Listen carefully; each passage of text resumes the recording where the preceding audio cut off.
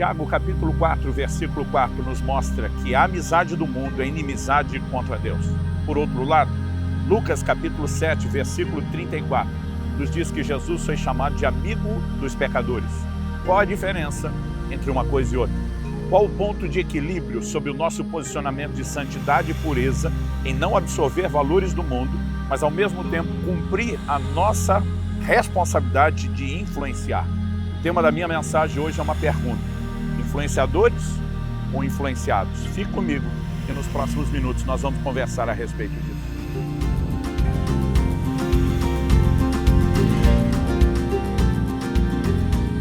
Estou hoje na cidade de Brasileia, no estado do Acre, próxima à fronteira da Bolívia, passando para trazer mais uma palavra ao seu coração. A palavra de Deus nos revela o claro propósito de Deus para o seu povo: que sejamos um povo santo. Ele nos escolheu, Ele nos elegeu nele antes da fundação do mundo, para sermos santos e irrepreensíveis perante Ele em amor.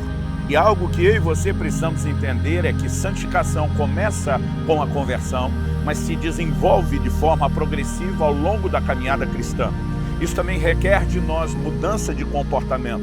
Isso requer de nós a disposição de andar nos princípios que Deus determinou. No Evangelho de João, no capítulo 17, dos versículos 14 a 17, Jesus diz: eu lhes tenho dado a tua palavra e o mundo os odiou, porque eles não são do mundo como eu também não sou. Não peço que os tires do mundo, e sim que os guardes do mal.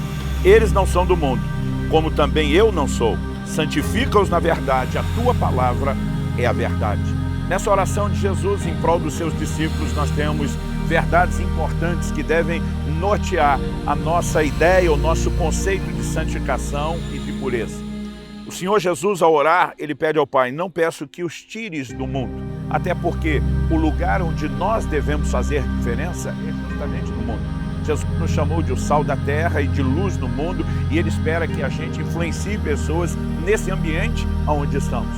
No entanto, Ele diz: apesar de não tirá-los do mundo, guarda-os do mal, guarda-os da influência que o mundo pode exercer. Há pouco tempo, ouvi uma ilustração de outro pregador amigo que particularmente eu gostei muito. Ele diz que o propósito da igreja é algo semelhante a um barco.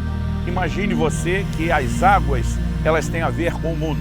Se o barco viver fora da água, ele está fora do seu propósito. Por quê?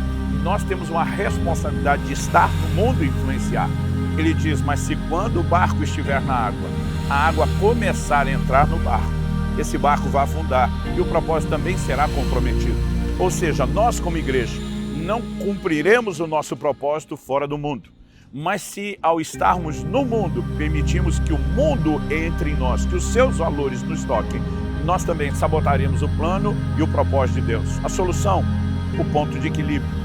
Estarmos no lugar onde devemos ser influenciadores, sem nunca sermos influenciados. Esse é o grande desafio. Quando o Senhor nos chamou de uma luz que não pode ser escondida, quando Ele falou sobre a responsabilidade de sermos sal, Ele está falando de como nós vamos aparecer, destoar no meio de uma geração corrompida, perversa, como o apóstolo Paulo diz.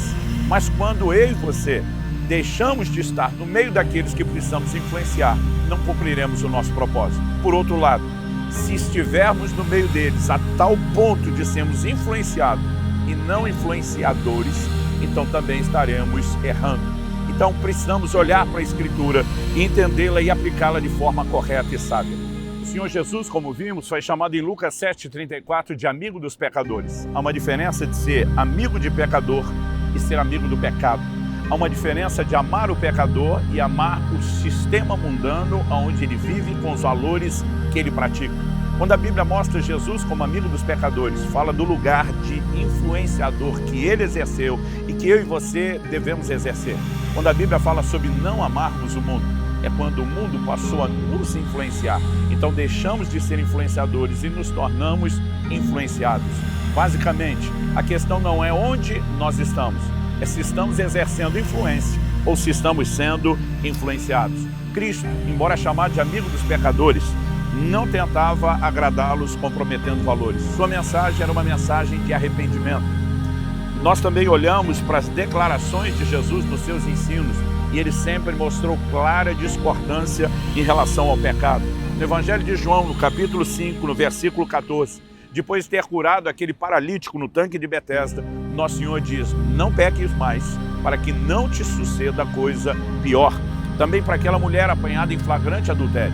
Em João, no capítulo 8, no versículo 11, Jesus diz: vá e não peque mais. Ou seja, embora amasse o pecador, Jesus claramente sinalizava que veio para libertá-los do pecado.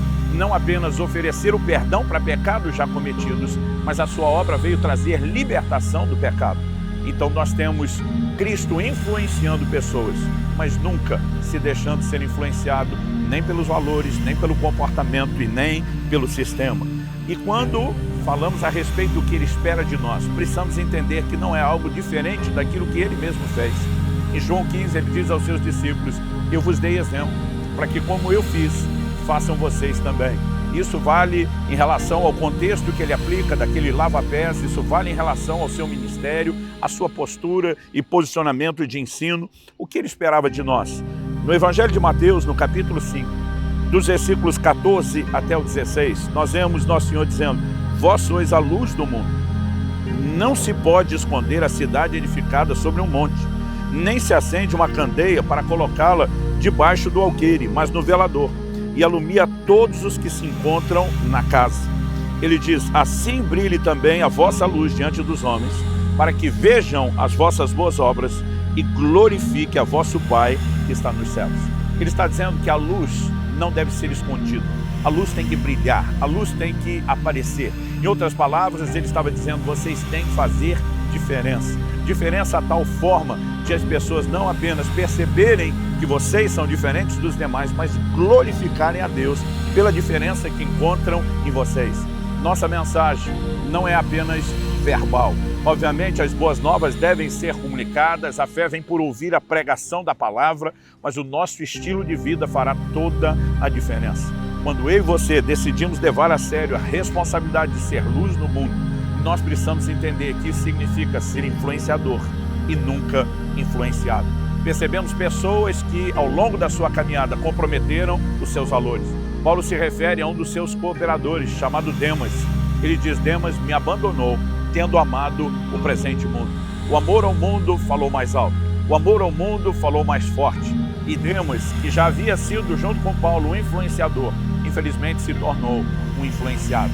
Alguém que foi engolido pelos valores, pelas paixões pecaminosas e se distanciou do seu propósito. Mas nós temos visto pessoas fazerem o caminho inverso.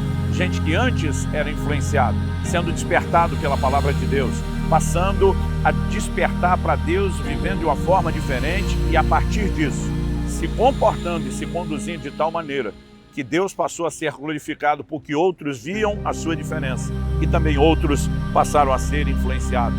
Quando olhamos para aquela mulher do registro de João capítulo 4, que Jesus encontra numa das cidades de Samaria, junto ao poço de Jacó, na verdade na cidade de Sicar, ela estava vivendo fora do padrão de Deus. Jesus fala da quantidade de maridos que ela teve, que o atual sequer era marido, portanto vivia numa união pecaminosa e errada, ela que havia sido influenciada.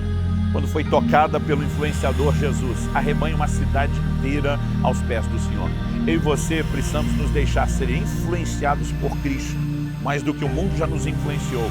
A partir daí, tornando-nos então influenciadores. Essa é a nossa responsabilidade em relação ao Evangelho.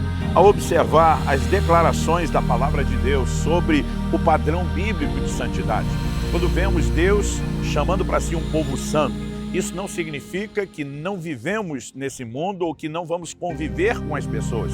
Aliás, é justamente pelo convívio que nós podemos fazer a diferença.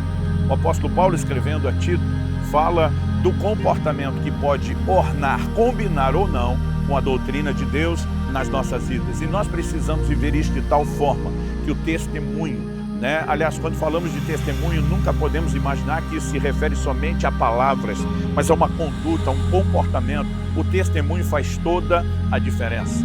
Eu me lembro de lugares onde eu convivi com muitas pessoas que não partilhavam da minha fé, que tinham dificuldade quando eu não aceitava suas práticas, quando decidia no emprego não manter e ser ameaçado por um chefe, inclusive de ser mandado embora. E eu lembro de dizer para ele: apenas faça constar na minha carta de demissão que você me demitiu por honestidade e não o contrário. Isso muitas vezes choca as pessoas, faz com que elas parem para pensar. Mas, obviamente, é apenas uma questão de tempo. Nós ganhamos respeito, nós ganhamos confiança, porque um estilo de vida, quando esses valores não são praticados apenas ocasionalmente, mas de forma recorrente, de forma frequente, eles têm o poder de impactar as pessoas. Já tive a oportunidade de pregar o Evangelho a pessoas que, trabalhando perto, diziam: nós vemos algo diferente na sua vida.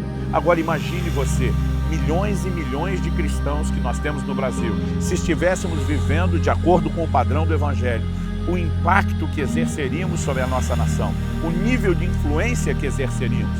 Mas muitas vezes olhamos para a vida dos cristãos e parece que muitos deles estão sendo mais influenciados pelo mundo do que, na verdade, se tornando influenciadores para o mundo. Essas coisas não podem ser ignoradas. Quero lembrar mais uma vez o exemplo do barco. Se estivermos fora da água, não estamos cumprindo o nosso propósito. Mas se a água estiver entrando no barco, também não estaremos cumprindo o propósito e sucumbiremos. O ponto de equilíbrio é conseguir entender como estar no meio de pessoas que não nos influenciam, mas são influenciados. E no mínimo, se não conseguimos levá-los a uma mudança de vida, de conduta, de postura e de fé, pelo menos mostramos que os nossos valores não se curvarão diante dos ataques, das críticas ou de qualquer atitude da parte delas. Se agimos assim, então estaremos cumprindo o nosso papel diante de Deus. Que o seu coração se permita ser despertado. Que você possa hoje fazer uma avaliação da sua conduta e responder à pergunta: você é um influenciador ou é um influenciado? Que Deus nos ajude a fazer os ajustes